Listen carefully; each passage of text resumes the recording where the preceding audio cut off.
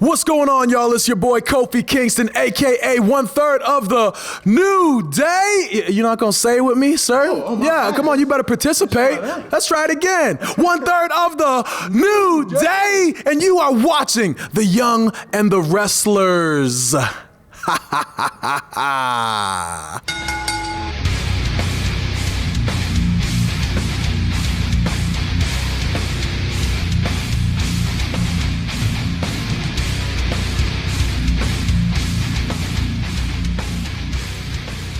Welcome to The Young and the Wrestlers, the Pop Culture's WWE podcast. I'm one of your hosts, Ryan Betson, alongside... I'm as incoherent as Lana's promos. And Jem. Oh my God. So this is our Raw analysis. This comes to you every Thursday morning in your podcast services. And that's 8 a.m. on them services, in case I missed that part. 9 a.m. on those YouTubes. If you want to join that wrestling conversation, head over to facebook.com/groups/the Pop Culturist. Twitter, Discord, links are in the down below area. If you want to support us and watch the show live, you head over to patreon.com/thepopculturist. Support us at any dollar value. Get yourself a nice little sneaky link where you can watch us record the show live, as I said twice now. If you want to support us in more one-stop fashion, head over to popculturist.com/shopping, buy shirts and other sort of shit with our logos on it. And we are on Twitch at twitch.tv/thepopculturist. So as you listen to this on Thursday morning at 8 a.m., presumably tonight, in literally 12 hours, 8 p.m. Australian Eastern Daylight Savings Time, it is TLC predictions with WWE 2K20. It's going to be awesome because I've come to learn the game is super jacked when it comes to weapons, so it's going to be a dumpster fire, and I can't wait. It's going to be so good. Hey, Ben, Jem. Good, man. How about you? Good. There's only been 24 hours between recordings this week rather than the usual 48. It's still shorter time than Foxtel put up SmackDown, so I just want to remind that because Raw, they got Raw up in like 3 hours, so good.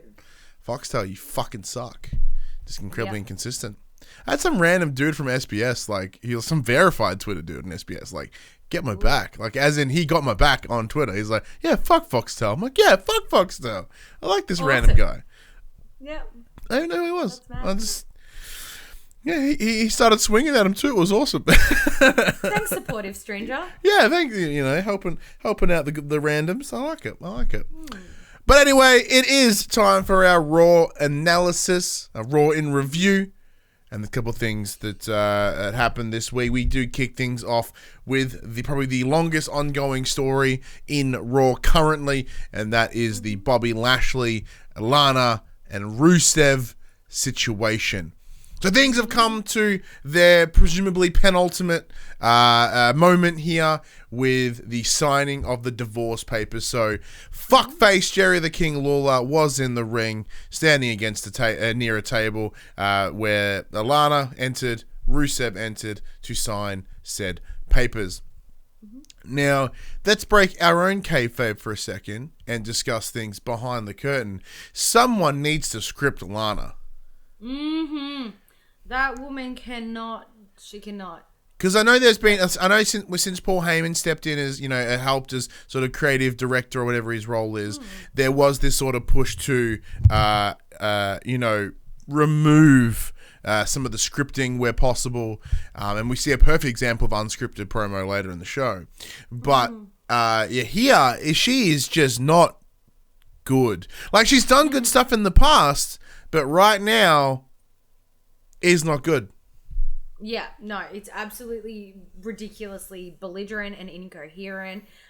There's no consistency to it. Like, it's always something different. And there's no cadence. There's no flow. Like, there's not. Yeah, exactly. It seems like she's changing a tune every week, and it's just, it's a real dumpster fire. Like, it's just all over the place. Saying that though, it sounds like the only guidance she was given is like, look, say some crap, get the crowd going. So that's when she brings in like the Rusev Day chants and the, why are you guys booing me? Like, she's doing the right things to get the crowd going, which is fine. In saying that, Rusev is like, is that the loudest you can do when they were booing her? It's really funny. All right, let's put our kayfabe curtain back up and let's get into this. So Rusev here seems incredibly excited to being divorced from Lana. I know, he was so happy. He came out like in like, what was it, like a Donald Duck t-shirt or something? Yeah, like it was so rad. Like under his suit. Yeah, that was so cool.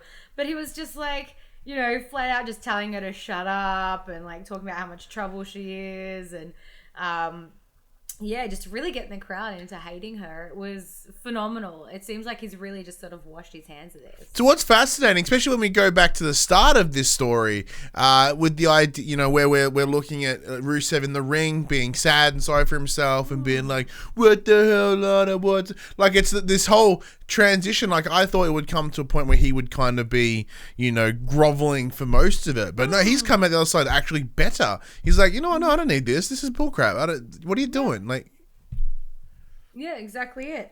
And out of it all he wants out of this whole situation is a match against Bobby Lashley at TLC. Yes, look, I'll sign the papers. You give me that match. That's it. Like, oh, and then you argue about a dog, which is fine. Yeah. He's like, you're not taking my dog. And she's like, this made me giggle because he's like, you know, you're not taking the dog. That was a gift to me. And she's like, yeah, I gave you that gift. And he's like, yeah, a gift. You gave the dog to me. That means it's mine. Like, so yeah, but I can do what I want because I gave you the gift. So I'm gonna tell you. He's like, no, that doesn't make sense, you idiot.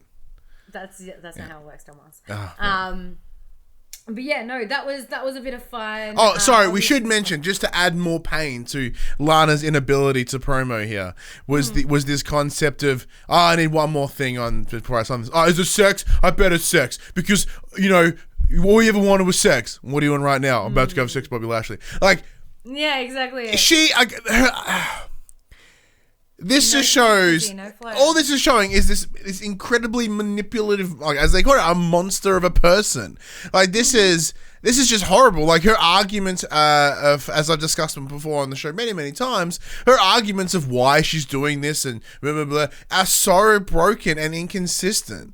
Like, there is no reason for us to believe anything that she says. Exactly, yeah. Because it's one of those situations, like, there's nothing wrong with her, you know, separating from her partner and seeking a new partner. That is fine, because, you know, that happens. Who knows how long behind the scenes. Yeah, but claiming sex is the issue, but then having this hypersexualized relationship is just BS.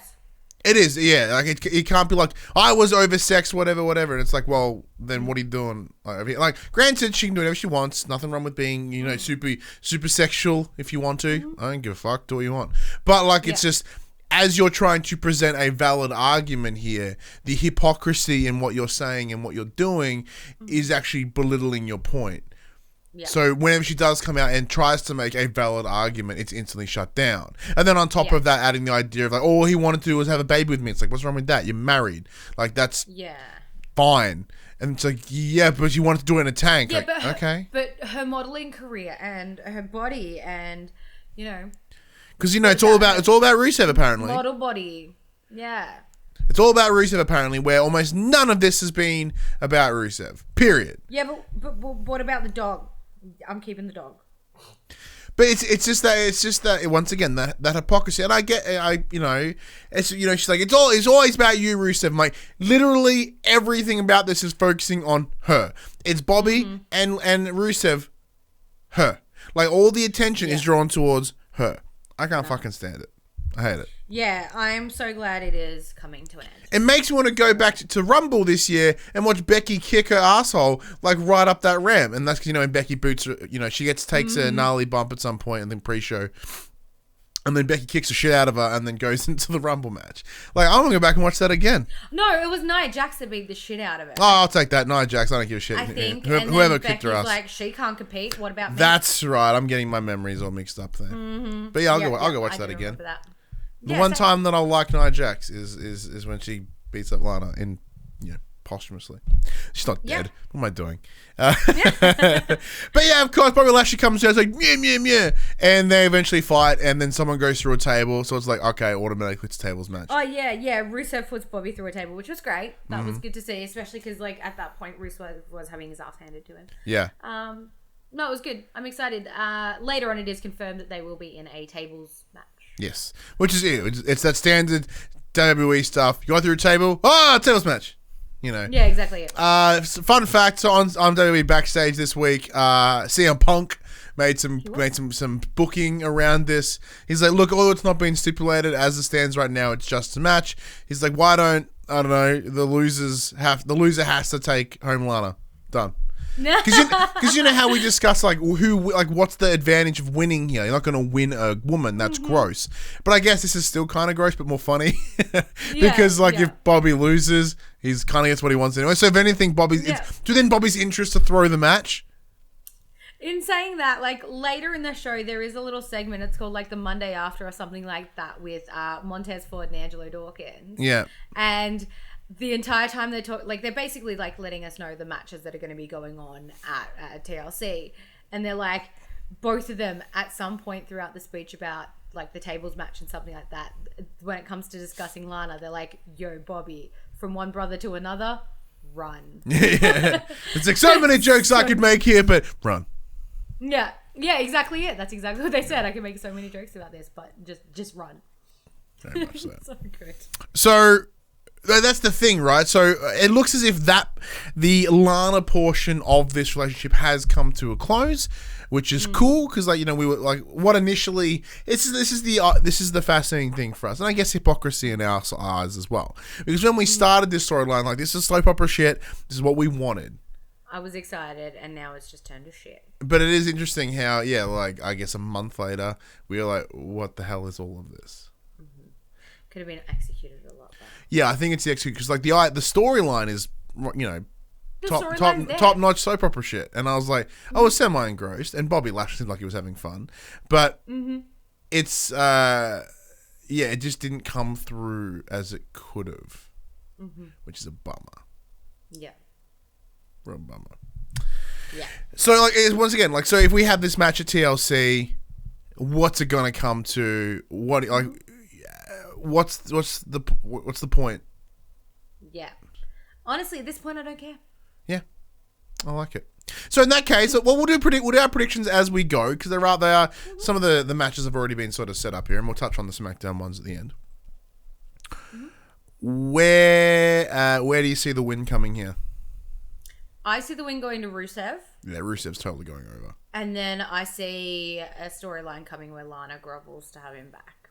Oh, maybe I realize. reckon she'll be like, oh, you're the stronger, more manly one. Like, maybe I made a mistake. Like, take me back. Ooh, you think so? So she realized Bobby Lashley ain't all that. Mm-hmm. Okay, I think so. Interesting. That part I hadn't considered. I was just more of like, cool, Rusev wins. Rusev will continue his little face run that he's got going right now. And then he'll just be like, I'm rad, and then Mush could kick everybody. Yeah. In saying that, like, Bobby Lashley did mention this week something about, like, marrying Lana once the divorce is final. Oh, yeah, he wants to marry her, yeah. Yeah, if that goes ahead, I could see, like, a marriage thing try and happen at some point, and then, like, in-ring marriage like they used to back in the day, and then, like, Rusev just comes and wrecks house for shits and gigs. Oh yeah, it's like like you ruined my marriage, so I'm gonna ruin yours type thing. Yeah, it's one of those things like speak now, forever hold your peace, and then push. Bobby Lashley gets taken the hell out. That'd be amazing. One of the things we saw today was Matt Hardy coming back. I say today because I watched it today. Matt Hardy is in ring again. This time against Drew McIntyre. Sadly, it is just Matt Hardy getting his butt handed to him again. He did start off strong, which was nice, but I found it hilarious though, because Drew McIntyre's like, you and I have known each other a long time, and then Drew like starts taking digs at Matt. And I couldn't help but giggle because you could see that Matt Hardy was trying to hold back a giggle at something. Yeah, and it was like, it's a real bummer your kid's cross-eyed, but at least we know it's yours. And you seem to go, yeah, that made me giggle a bit because you could see it's just some fun between those two. Because once again, this is kind of a throwaway match. It looks like it's been put together, so it's just that bit of ribbing at the start, which was cool. There is no long-term Matt Hardy versus Drew McIntyre feud or anything. It makes me wonder though, like, is anything happening with Drew McIntyre? Like we did see last week, the whole thing with Randy Orton and stuff like that. Like that was not present this week for Drew McIntyre. So yeah, because I do think Randy Orton sort of being he's that bit of feud is focusing on AJ at this point, and I think they're just putting Drew in matches that can make him look good. Yeah. So once this Ray AJ stuff ends, Drew can walk in and just like Claymore kick Ray in the face and take that belt. Yeah, that would be awesome to see. Yeah, so not a lot happened here. Yeah, Drew got the win. Matt Hardy went all right. He started strong. You can tell he's a bit slower. He's a little slower. Yeah, he's always been a bit slower on the, But I mean, like age comparatively, like you can start. I wouldn't say he's rusty, but you can see the effects of the time. Yeah. If that makes sense. Yeah, like his moveset and his movements are pretty similar to what they used to be. It's just, he maybe had 1 or 2 steps quicker. But once again, this is comparing to the roster as it stands right now. So when the Hardys were at their most prevalent, things were a little bit different. Yeah, exactly. Next up, let's touch upon the Kabuki Warriors here and their sort of ongoing battle with Charlotte and Becky Lynch. So, following last week's 2-on-1 handicap match against Charlotte, and then this week there's a 2-on-1 against Becky. Yeah. So that comes off the back of, they show a video of earlier in the night. Charlotte does approach Becky Lynch, and she's just like, hey, so I'm having some trouble with Kabuki Warriors. Do you feel like being Becky 2 belts again? And Becky's like, I don't like you, and I reckon I'd rather just do it on my own. I have a score to settle with Asuka too. And yeah, Charlotte's like, okay, good luck with that. And Becky challenges them for a 2-on-1 match tonight. But as we've come to see from the Kabuki Warriors, it did end in a DQ finish with some chairs and some tables and stuff. Because as I said, TLC, it's happening. In case you weren't aware. It's pretty obvious Asuka knew that she couldn't beat Becky. That match was amazing. Yeah, it was killer. Becky was giving it everything, taking out 2 little Japanese girls. It was so... It sounds fucked up when you put it like that. Yeah. Well, Asuka's not so little. Kari's quite, she's the small petite one of the group. And, Asuka's, the hard hitter. There's always one in each team. But yeah, it was pretty prevalent that Asuka knew that the Kabuki Warriors just couldn't do it, so they had to resort to using weapons. And then Becky ends up back in the doctors, and Charlotte comes and sit next to her, and she's like, "So how'd that work out for you, huh?" And she's like, "Not great." Or skulking in the corner, sulking, and then Charlotte eventually leaves, jumped by the Kabuki Warriors. They end up back in the room. They're like, "Okay, yeah, no, this just needs to happen." TLC match: Charlotte versus Becky. Charlotte and Becky versus the Kabuki Warriors for the Women's Tag Team Championship. Yep. The question we did, so go us. Question is, how does this go down? So TLC match, it's going to get gnarly, which is brilliant because I think, approximately this time last year we saw Becky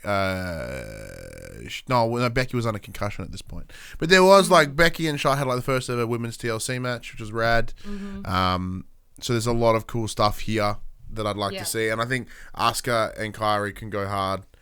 But I think, between the 2 teams there's going to be a lot of weapons used, and it's going to be a lot of fun.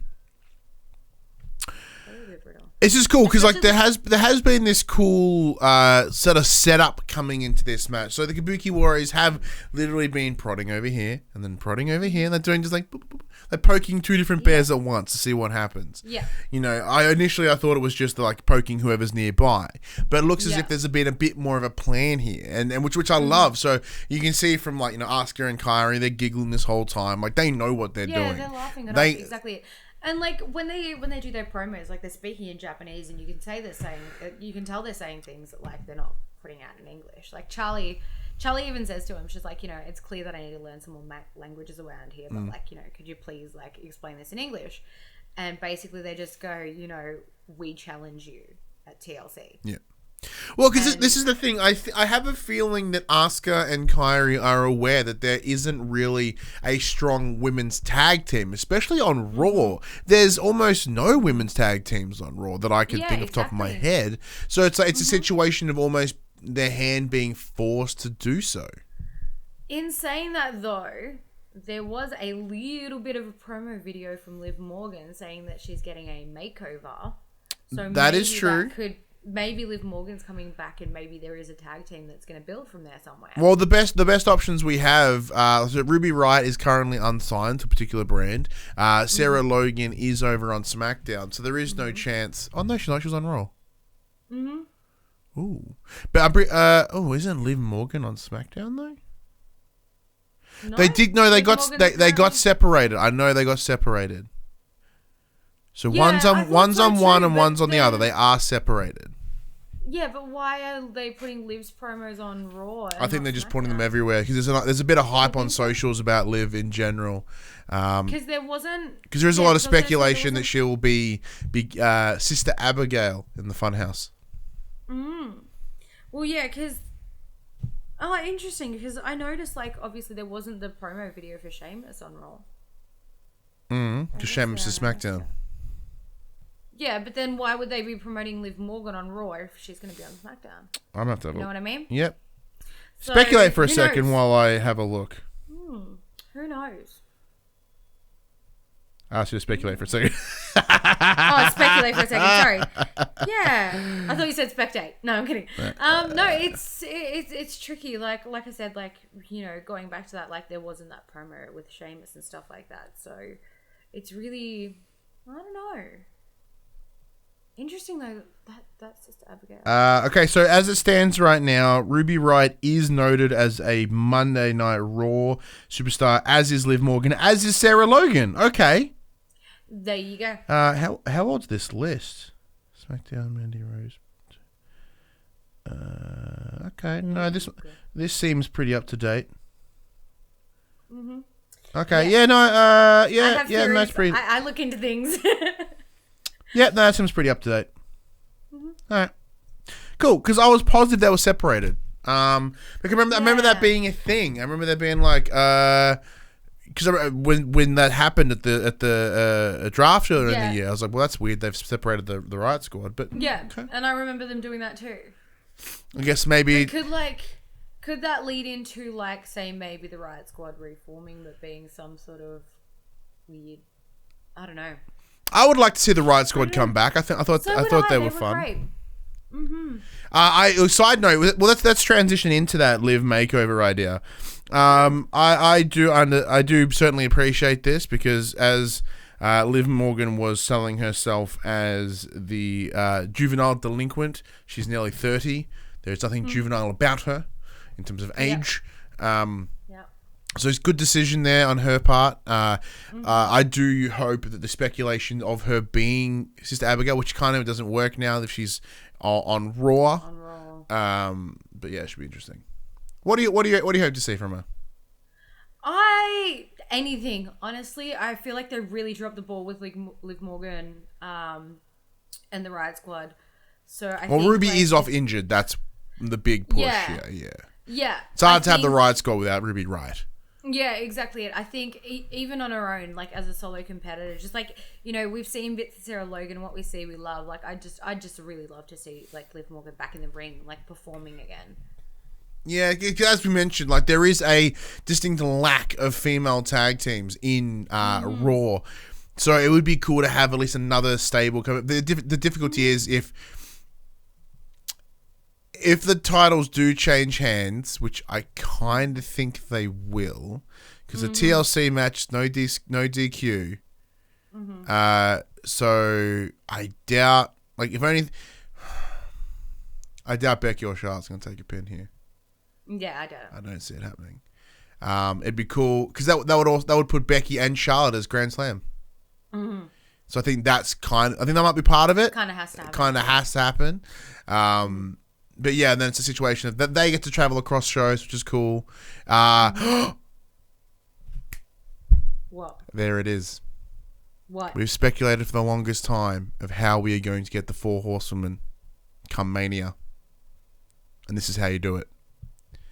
Yeah. By having the ability of because Becky and Charlotte are a bigger draw than Bayley and Sasha, right? So it's within the greater interest of WWE, is to have them drift across the two brands, right? Yes. Give them the belts.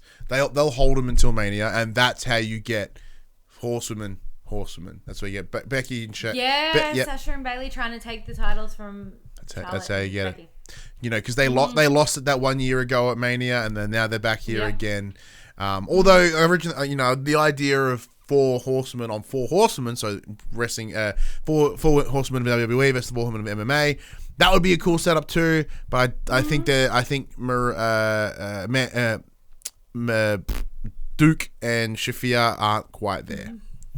I feel like we would see something like that a little bit further down the line. So say like next Survivor Series or something like that. Yeah, that's probably good. Actually, that's probably Yeah, I reckon that would be. Yeah, I think this will build into that WrestleMania feud, and then after that, they'll somehow have to patch things up at some point to get into Survivor Series. So yeah, 4 Horsewomen taking 4 Horsewomen. Yeah, well there you go. There's our prediction of that. Becky and Charlotte taking the belts. Yeah.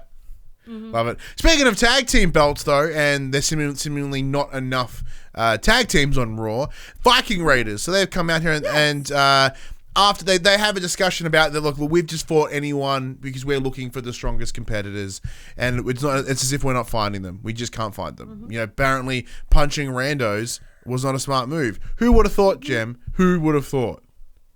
Not me. Nah, yeah, not this guy. But yeah, so then instead they put out an open challenge, and out come the Street Profits, and they put on a pretty banger match. They put on a pretty phenomenal match. Yeah, I was really excited for that. I did post, obviously, like, join the Discord, because I do talk a lot while I'm watching the shows. I like sort of brag about things, and like in the heat of the moment, I get really into like, oh my god, look at this and look at that. And I did mention like, holy shit, like the Street Profits and Viking Raiders.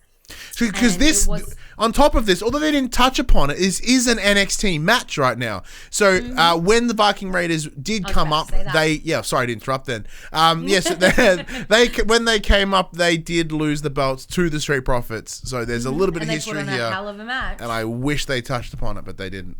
Yeah, they didn't. And that's exactly what I was about to say. Like, you bang on the money there. I was about to talk about that.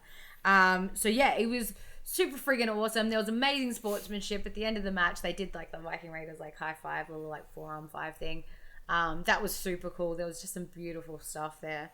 Absolutely love that. And then we also, at the back end of the show, we did get, WWE after the weekend. I think that's sort of what they named it. It's kind of dumb. Oh, yeah, like the Monday after. Yeah, Monday after the weekend or something like that. Yeah, which was what I was touching on earlier about the whole. Yeah, so it's a song. Actually to run and stuff like that. It's kind of this little skit show where they have them sitting in front of like a desk, almost like a news anchor sign of gimmick, where they just kind of, almost like John Oliver, right? They're like, hey, here's little pictures and stuff we've made, blah, blah, blah. I like it in premise. I'm disappointed. I mean, it's good that you could tell that they'd had the match and they'd gone into this after that, because they're like, man, I need a nice pack like the Viking Raiders head. Yeah, no smoke for me, man. I'm hurting.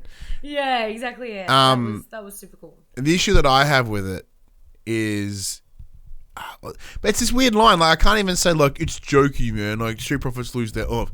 The New Day are entirely jokey. So there's this weird line of like, well, how can I allow this jokey but not this jokey? I don't know. I am concerned for Profits, and I guess they were kind of setting them up for something like this, especially when they did all those pre-Survivor Series. All that set up being like, especially being hype men for the pay-per-views and the show. I love that though, because they do it so well. They do. There's just oozing charisma off those two. So I guess it's kind of cool. I think with some smarter writing that they could really deliver something cool in those little bits. Because every good anchor team has writers. That's how it works. All right, let's jump over to Humberto Carrillo and Andrade. Yeah, so Umberto's getting interviewed, and Zelina, like, you see Umberto go, look, I'm sorry, Charlie, ladies first. And Zelina comes up and she's like, basically like, the audacity of you, like, who do you think you are? And he's like, what? And then Andrade jumps in and starts shoving and screaming in Spanish, and they're yelling back and forth in Spanish. And then, like, Andrade says something and storms off, and Zelina's like, tonight? And then next minute, they're having a match. She was shocked. I was shocked. Charlie and Umberto were maybe shocked. It was, I don't know, but I was hyped for it. Because these guys come from the same background in wrestling, which is very fast, very hard, very high flying. And I was like, damn, we are going to have a match right now. Yeah. So the issue, like, once again, not an issue. This is cool. This setup match was brilliant. Because, like, as you said, these are two guys, similar backgrounds. They should be able to go gangbusters. And they did. The match was dope. But I'm happy because I was concerned that Carrillo was sort of losing his oomph. So he came up, got in the United States title picture, didn't do so hot, got dropped out. Rey Mysterio came in, ended up cleaning up the mess. And then it looks as if he's now shifting to, rather than feuding with like the Street Profits, it's with Andrade. And I think Andrade's stance here is, look, I am the hot shit Mexican here. I am the Spanish god, exactly and I don't know what you are. Exactly it. Yeah, that's 100% it. And like, Lord knows what could have happened, because it seemed like, maybe it seemed like, I don't know, as if like Zelina had something to do with it. Because Andrade seemed to like, as soon as like, Humberto addressed Zelina, like that's when Andrade snapped. So who knows where that's going. But like in the match, we did see like Humberto like got thrown at Zelina, and he like stopped himself and ducked out of the way, and Andrade knocked her off the apron. And then they got into a massive argument in the ring. Do you think that this could be leading to maybe a split between Zelina and Andrade? I hope not. Zelina taking on the management of Humberto? Because that's what I was thinking. I was thinking maybe this is going to turn a whole new leaf for Zelina and put her in a different light. Because she'll just get Zick as Andrade's shit. Like, I feel like this is going to be something that's going to happen a bit more consistently. Wow. There's going to be a bit of a feud between these two, and then eventually Zelina's going to jump shit, and she's going to jump ship and go with the hot shit that is Humberto. I think it's going to do a full 180, and then what's Andrade going to do? Go for the United States Championship is what he should be doing. Because they set that up earlier in the year and it just didn't happen. So, but that is a really good point, man. Like, would Zelina be that petty and just go to whoever's hotter, quote unquote, at the time? I mean, sure. I don't see why not. Well, it depends. I don't think it's petty. I think it's a smart business move. And that's true. She's the business manager. She's not the manager. She's the business manager. Exactly. I guess, yeah. So as a business manager, when the business isn't doing well, you bounce out, right? Makes sense. Yeah, exactly. But yeah, if that does, because this is the one thing. So as we, I guess I can't even make this claim. So like, it does free Andrade up to sort of go into that title picture again and, sort of approach the United States Championship and not having Zelina ringside causing trouble or interference, because that could cost him a match at some point, right? Yeah. And cost him a title shot or a title opportunity or holding the damn thing. Which it did cost him this match. Humberto got the win. Exactly. And I think that argument kind of falls short, because when you look at the likes of AJ Styles, who always had the OC ringside for all his title matches, and and that never seemed to be an issue. So the lines are blurred there, but that is an interesting development there, Jem. I like it, and I'm curious to see where this goes. Yeah, me too. Speaking of AJ Styles, United States Championship, he had a rematch. What happened on the automatic rematches? I know. Rey Mysterio, AJ Styles, their beef continues tonight. I'll say on the show with a rematch. In short, they fight.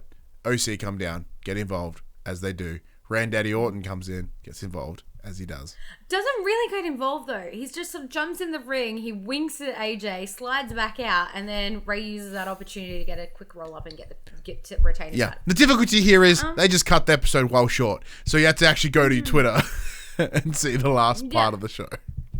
Well, I did catch the end of it, the last little roll up and the pin and stuff like that. Oh, yeah, some post-matchy stuff that sort of got cut out. Oh, yeah, I'll have to look into that. But yeah, it was a case of like, you could tell that they were on a time crunch. Yeah. Because there was a lot in this show today. Like, a lot happened with Raw in a very short amount of time, spread out throughout the show, as we'll talk about a little bit later. But yeah, it's, I don't know, like, Yeah, what I'm hoping here is by AJ losing again. At the hands of Randy. At the hands of Randy. So this does put a stoppage on his United States Championship run or his validity in going for it, which I like, because I'm kind of, although I enjoyed AJ as the United States champ, I think he brought some good punch, some good authenticity to the title as he had it. He has no reason to go for it. Like, as in, if he does ask for another shot, he's not getting it. Yeah, it's just exactly twice. it. So that basically he's going to work his way from the bottom back up now. exactly. And as Ray has, as you can see, very open to taking challenges and putting the belt on the line for new up and comers. I think that'll give a little bit more prestige and spice up that United States division. Because like the mid card is kind of kicking along. I'm just curious to see who comes in and gives it a go. Yeah. If like eventually say somebody like Randy does have the belt, like that's going to give it a whole new like light again. Yeah, because I do think the prestige that was needed to give the United States out of that little hole for a while was done by AJ. So if Randy was to come in and take it, I don't think it would lift it up much more. But it's a situation. It's not within Randy's benefit to go for the belt. Period.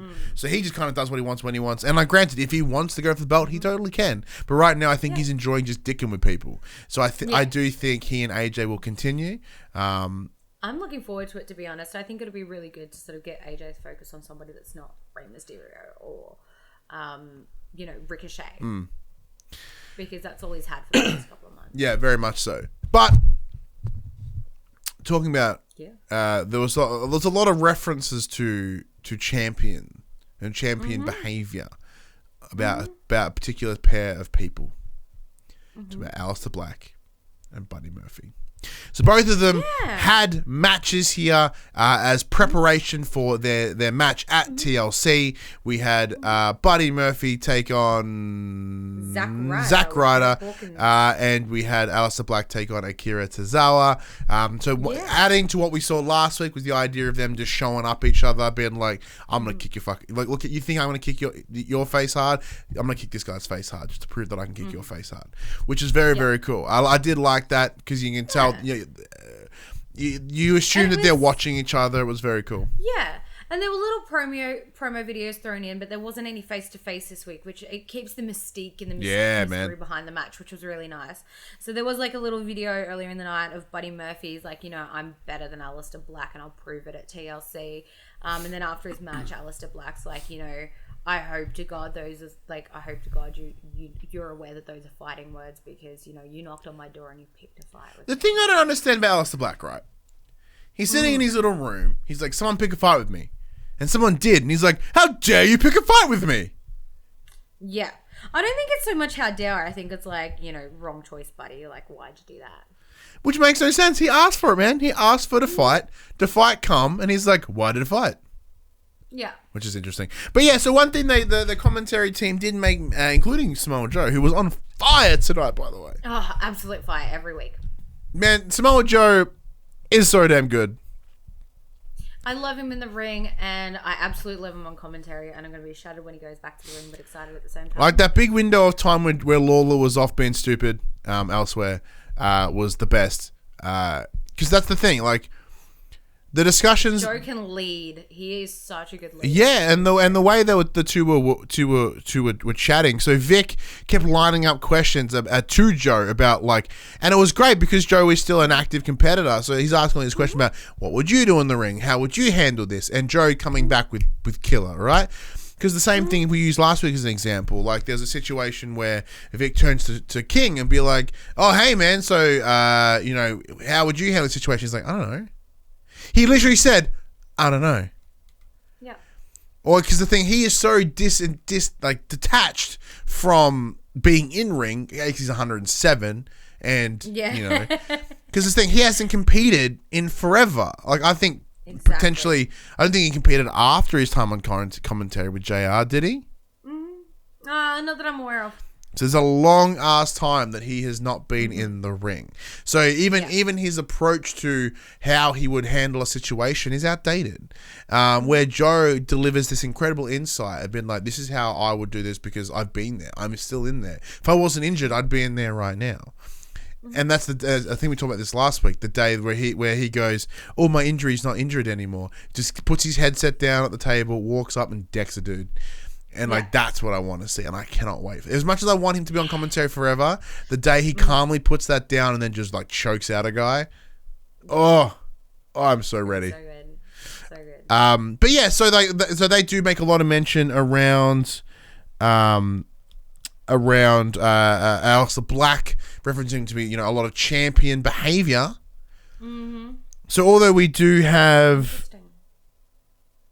this set up here ahead of this match for TLC, which I'm hard as hell for, by the way. Oh my god, it's gonna be so banger because they're both just gnarly. They're both very they're both strong strikers. So it's gonna be a good almost fisticuffs. It's gonna be so good. I can't wait. So they've got a very similar moveset with the running knees and stuff like that too. So that'll be really interesting to watch. Yeah, so that big striker. So a lot of punches, a lot of kicks, a lot of knees, which is very, very cool. I'm super down for that. This match, as we mentioned, it looks as if the United States Championship's about to suddenly get a little bit more free. Do you think the winner of this match at TLC will be able to get into a place where they can go for said title? That would be mad. Yeah. That would be absolutely amazing. We already know that Buddy Murphy can be a champion. Yeah. He's had a championship. Where was it? Buddy Murphy has been my child's broken in again. Buddy Murphy has been he was 205 champion for a good stretch. Yes. Aleister Black has been an NXT champion for a while. Both of them are previous title holders, so it's not within the realm of possibility for them to come out to be holder of belts. It's just that on the main roster they've not really been given the shot. And it's this thing is do we I feel like see them? Yeah, this match will really amplify. Obviously, really push them into that limelight. Both of them would be amazing. Yeah, because that's the big question here is who do you think will take the win at TLC? All this build up, all this hype, where is it going to go? That's where I'm really, really torn. I would love to see Buddy take it out, but I honestly believe that Aleister Black's going to win. Yeah, I'm in the same boat too. I think, but I don't even. Black's undefeated, isn't he? No, I think Black's taken an L. I think. Oh, that may play into it because Buddy, as Aleister Black is sitting here for the longest time, being who wants to fight? Let's fight. And then someone fights him and he loses. That's not good. That's almost going to put him in a hole. Exactly it. But saying that Buddy has come out, he's taken a few L's. I think he took one 2 weeks ago. I think Buddy can, I honestly believe Buddy can lose this and still come out looking super strong though. Yeah, 100%. I think it'll be the polar opposite for Aleister. What was it? I think in the eyes of the fan base, I think Aleister can still look super strong. Because he does have because he has that charisma, that very cool look to him. I think he will still go over, regardless of whatever the outcome is. People will still be fans. But yeah, this is actually a really tough one. I'm on this. I think I'm similar to you, and this is gonna make our predictions. Because if we look back at our predictions, you and I are probably gonna be on the same page. Everything. A lot of things anyway. Yeah, but with this match, I do think Black will take it as well. And holy crap, will I be so happy. But then again, if Buddy takes the win, I would be so happy. Both are incredible options for us, and I'm happy with that. Next up, Eric Rowan did the thing. All right. Yeah. That brings us to the big thing that happened. The big thing through the entire show is this whole Kevin Owens, Seth Rollins, AOP thing that got going right now. So give us a quick rundown, Jem. Well, night starts out with KO, running around claiming that Seth is in cahoots with AOP, he's definitely in charge of them, and he's gonna find AOP tonight, and goes on a hunt. Basically runs around backstage. At some point, he runs into Rey Mysterio. Rey Mysterio's like, bro, if you need help, me and the homies. And Kevin's like, I appreciate that, but I'm not getting anybody else involved in my mess. And Rey was like, no, buddy, my homie. And he picks up the lead pipe and hands it to KO. So KO goes running around with the lead pipe, asking, hey, have you seen AOP? Have you seen AOP? Runs into Mojo Rawley. Mojo Rawley's like, I think they went that way. No, maybe they went that way. No, maybe they went that way. No, maybe they went that way. For some reason, Mojo Rawley dressed like a Cobra Kai person from G.I. Joe. I don't know what the hell's going on. He's always been dressed like that. Looks stupid. He's always been dressed looks like he's removed the weird blue eye streaks. You know who looks like The Globo Gym Purple Cobras. Yeah, that's probably more accurate than. And I say it every week. Yeah. He looks like the Globo Gym Purple Cobra. They seem to have lost his blue eye lightning, which is good because it was dumb. Yeah. But KO gets pissed, punch him in the face. He's like, looks like Mojo, you just went that way. Which I thought was hilarious. That was brilliant. I Delivery laughed really hard at that. Yeah, KO's on point. But yeah, at some point, Seth Rollins, it was after the Viking Raiders and Street Profits match. Seth comes out, he's like, yo, I've got to take care of some business. You guys are happy to welcome, like, you're welcome to hang around if you want to. They just look at him funny. They all leave. And he's like, I'm going to fight AOP. I'm going to fight him right here and right now. And right here and right now. Come on, AOP. Come on. And then Kevin Owens comes stomping out and he's like, bro, like, I see what you're trying to do here. It's not working. Like, we all know you're in charge of AOP. Like, try your luck. And Seth is like, fine. Like, you know, you don't believe me. Like, I swear to God, I'm not, like, in cahoots with them. But, you know, that there's no telling Kevin Owens. And in the same time that they're in the ring, AOP finally roll in. And there's, like, video footage on the Titantron of them coming down. Yeah, and then, like, Seth ends up waltzing out. As he does, he just walks away from it all. And then Sami Zayn comes out with Mojo Rawley, and he's like, you know, I was like, aren't you SmackDown? He's like, oh, I got around my rostering stipulation by applying for a business license, and as a business manager, I have free flow. And you should apologize to Mojo Rawley for embarrassing him backstage there, because that was pretty shitty, KO. But, you know, if you apologize, I'll help you. And then Mojo gets lippy, and KO did. Yeah, but this part him was almost going nowhere. Like, I don't know what that was going on here. Yeah, it was useless, but it was a bit of fun. Like, KO just decimates him with that metal pole and then storms off looking for AOP again. Finally finds, like, he grabs somebody and somebody's like, yeah, they just went to their van back there. And he, like, finds the van, just starts hammering into it and, like, scratching it up with this metal pole. Opens the back doors, finally, like, belts the door open, opens the back doors, and somebody's sitting there, and he goes to grab him, and then AOP catch him and just start belting the shit out of KO. And then it cuts back to the van, and it slowly turns around, and somebody's got their hood down, and they lift their hood, and it's Seth freaking Rollins. Yeah. And he joins in the fray. He runs over and he gives KO a big old stomp on the concrete, and then comes slamming down to the ring, and he's just like, you know, I wasn't in cahoots with AOP. Like, this wasn't a thing. But, you know, I've worked so hard for you people, and all you do is spit on me. So that's before he gets in the crowd. So he has a bit of a chat to KO. Yeah, and then he enters the arena, gets on the ramp, and then just starts, like, word vomiting. And, you know, we're talking about, you know, I said before with, you know, Lana being off script and sucking asshole. Rubbish. This was proper. Like, there was so much real in this spit here. Emotion. It was fucking awesome. Yeah. Like, it's just screaming at the fans, like, you know, you wish this into fruition. Like, you made this fiction, like, fact. Like, you made up this story, and you made it happen so hard that I had no choice but to have, like, join cahoots with AOP. And, you know, you did this essentially. Like, you did this to me. So full on, so good. Saw it coming a mile away. Like, as much as he denied it, we knew it was not true. But at the same time, like, I'm kind of stoked it is. I'm very happy with this. I'm especially with the forming of factions and stuff lately. Like, the more we're seeing people group together, the more better, like, wrestling and stuff we're getting out of it. The better storylines we're getting out of it. Like, it's just so good. Just people teaming up together. Like, it's... Yeah, because it is easier to back a collective than a single person. And definitely. Yeah, so having Seth do this is awesome. I'm a real big fan of this. Totally smart decision. I did like his attitude of, I wasn't going to, but you mentioned it, and it works, so I'm doing it.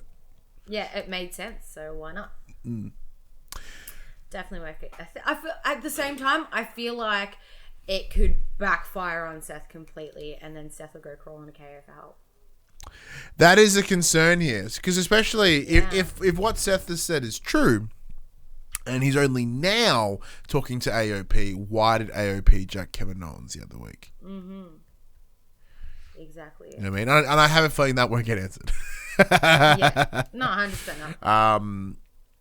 But yeah, I'm very excited to see where this goes. Well, Seth made a good point that, like, you know, KO is in the limelight at the moment, and he is like the guy that he seems to be the guy of Raw right now. So I think, you know, a good place for AOP would be to attack him to get themselves in that spotlight. True. And once AOP, so I feel like that's where it started, and then it's escalated into this. Because I think AOP could, especially like this group, this pairing, I guess not group, this grouping of AOP and Seth Rollins could give the OC a good run for their money. I mean, as in like a stable on a stable sort of thing, or a trio on a trio.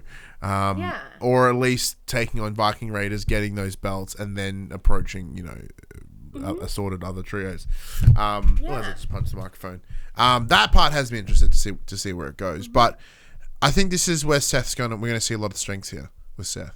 Yeah. I think Seth's done this before. He has, like, the Shield. He's worked. There's a couple times that he's worked in trios, and I think that's when he's had his best stuff. I think having that team around him is the best for him. So even when he was Universal Champion and he was that single guy, you can tell the crumble. He didn't have that support network that he needed, whether it be as, you know, as the face or as a heel, that he didn't have that crowd around him. So anytime the pressure got too much, he cracked and he'd go to social media and he'd blast and he would do exactly as he said. And I think this will deliver exceptional results. What those results will be, I don't know. Like, do we see him coming out with the championship again? Because I always forget the championship even exists, because where's Brock?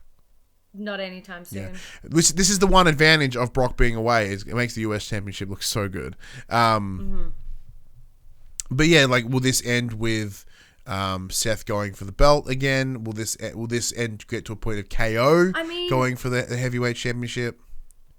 It could, like, I definitely could see AOP being a defining factor in Seth getting the title back, because they need it in the limelight, and we know that Brock isn't going to do that. Brock spends too much time. But then again, we're seeing Seth Rollins beat Brock Lesnar again.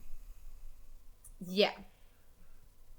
That's why I think that's why I think there'll be some there'll be a find a way, because we've got Rumble coming up, because it's a situation of whoever wins the Rumble takes on the competitor of their choice, right? Whether it be presumably the Bray Wyatt or the Fiend or Brock. And prediction, like, although Rumble is a little too far away to predict, as we said on our SmackDown review, it is this situation of where it's going to go. Like, because KO could come in and then take on Brock as a possibility, right? You know, or I think the big prediction right now is Roman Reigns will come in and take it, and then head and be the one to dismantle the Fiend. As in, he'll play the long game and sort of pick apart and notice these weaknesses. Because, you know, if you go and watch the match between Daniel Bryan and Bray Wyatt, there were some times where the Fiend got rocked a little bit. So it's just, you know, maybe it'll be the next month or so, because this King Corbin stuff will end, and it's shift into maybe Roman Reigns sort of finding the Fiend's weakness. But there is a match at TLC with Kevin Owens and Seth Rollins, which I think will actually really sort of kick off what we're seeing here. Yeah. So how do you think this will go? I honestly think that Seth Rollins will win with interference from AOP. Yeah, big time. I think there's a long way for this to go, and I do think part of that is Kevin overcoming both Seth and the AOP. Yeah. So I think, similar to yourself, that Seth will come out the winner, maybe due to interference, but maybe just having that. There's a good journey for Kevin to take here, I think. For sure.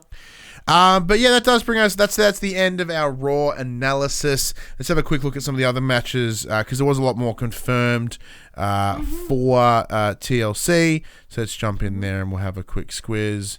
What have we touched upon? So we did touch upon the Bray Wyatt versus The Miz in a non-title match. We discussed this yesterday. This was confirmed in our SmackDown review.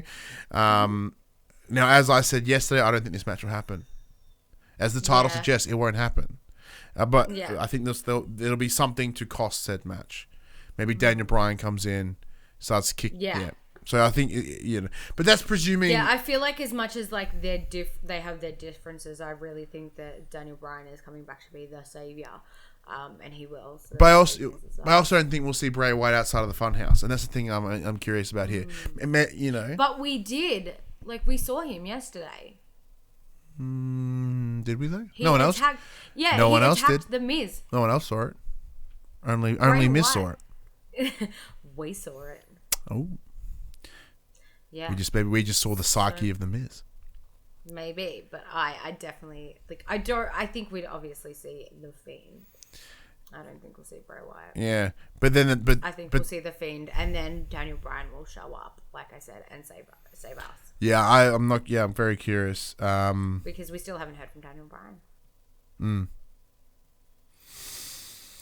Next up, as we mentioned, the Kabuki Warriors. We predicted that already. Roman Reigns versus King Corbin. Reigns, obviously. Oh yeah, Reigns coming out clean here. Just gonna shut it down. Yep. There's gonna be interference from Ziggler, guaranteed. And whoever else, Corbin, like we saw his like sedan reporters or whatever they call them attack. I wouldn't be surprised if they're there to attack as well. Yeah, so because adding on, but I think it'll be a Reigns overcoming the because it won't be Robert Roode as discussed. Robert Roode is currently on suspension, as due to the the sort of their violation of the wellness policy. Thank you. I couldn't remember what it was called, but the wellness policy. Yeah. So he is out. Now that is a TLC match as well. So tables, ladders, and chairs would be awesome. I'm not quite sure where that will go, but very cool. Reigns will just take everybody out with a chair and then power like spear thingo through a table and have it peg someone off a ladder or something. Would be very cool. Yeah. SmackDown Tag Team Championship, New Day versus The Revival. This is a tricky one. This is a really, really tricky one. And honestly, I feel like The Revival are going to take it. So this is for adding from the discussion of last week. If they are looking at doing some changes to the belt or anything, I think it's probably best interest to Revival to come out with it. But I kind of want to put it on the New Day.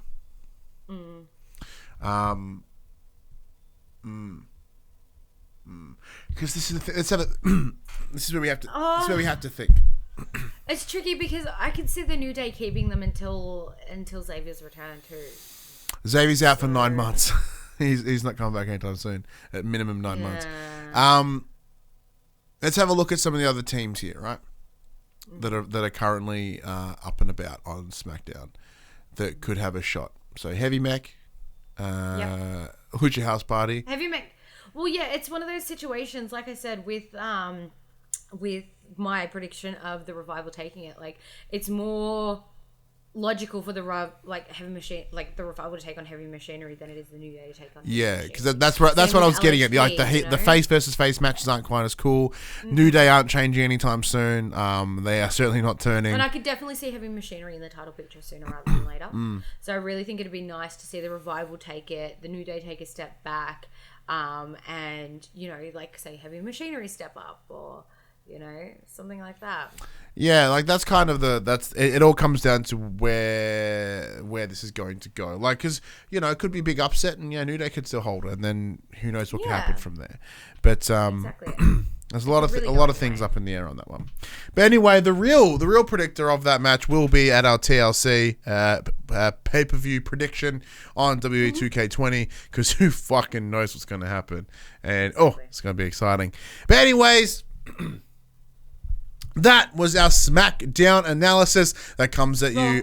Raw, thank you. That was our Raw analysis, and that comes at you every Thursday morning at 8 a.m. on your podcast services. Now, we should always ask this. If you do listen to the show on whatever service, be sure to give it a star rating, leave a review, all that sort of stuff. Tell your friends about it. We always forget to tell people to do this. We just kind of do the show expecting that it'll happen, but no, we need to tell you guys to do it. Join the conversation. Talk to us. Yeah, it's a lot of fun changing the show, doing the show the way we do it now. And I think it's a bit more bite-sized, a bit more consumable, a bit more fun for everybody. Yeah, and just say we'll talk about it. That's right. And if you want to watch it in a video form, 9 a.m. on those YouTubes. Apparently, likes are really important on YouTube right now. So if you go over there, click on it, watch it, give it a thumb up. That goes for you too. That goes for you too, Jem. All right, you go on there, you give us some curts. I do. Give us some. I sure us some sweet curts on that YouTube video, and then as you watch it or whatever. It's all fun and games over there. If you want to join that wrestling conversation, head over to facebook.com/group/thepopculturist. The groups is a good bit of fun, but if you really want to talk to us with wrestling, Twitter, Discord, they're the places. We've been sharing a lot of wrestling news lately in the Discord and doing a little subheading, which is good fun. Because if you do that, you can also get involved in our For the Players, our PlayStation podcast, Game of the Year discussion. Because we've got a couple of days before that wraps up. We want to hear you guys what you think on that one. But if you want to join the conversation as it happens, though, head over to patreon.com/thepopculture. Support us and Get yourself a nice little sneaky link. We watch us record this show live. If you want to support us in a more one-stop fashion, head over to popculture.com/shop. We buy shirts and other sort of shit with our logos on it. As we said, holiday discounts up the butthole all the way from now until the new year. So go spend that hard-earned Christmas dollary-doos on some, quality merch, or at least, acceptable merch. I might have some more designs. We'll get Jem. Jem needs a shirt. There's Ryan shirts. There's Josh shirts. There's Dylan shirts. There's no Jem shirts. So we're gonna make that happen. We are also twitch.tv/popculture, as we mentioned. But until we talk SmackDown, I'm Ryan Betson. And I'm Jem. We'll see you then. Bye.